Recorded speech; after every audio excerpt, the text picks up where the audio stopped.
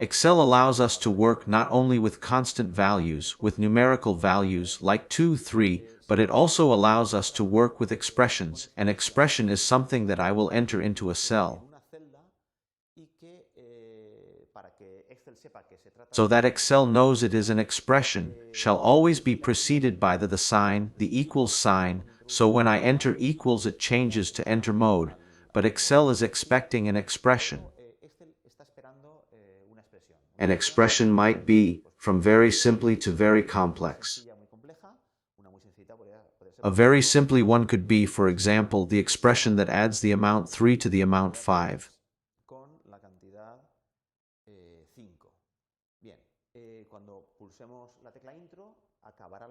When we hit enter, the expression will be introduced in cell A3, and at this moment Excel will process the result of this expression. Logically 3 plus give is 8, and this will be what Excel puts in the cell.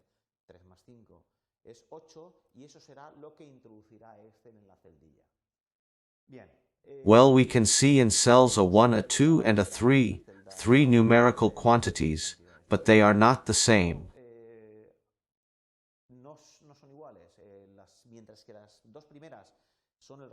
While the first two are the result of introducing a fixed quantity in the corresponding cell, the 2, the 3, the quantity 8 is the result of processing the expression we introduced in cell A3, so when we hover over this cell, we see that the result is 8, but the contents of the cell is the expression 3 plus 5.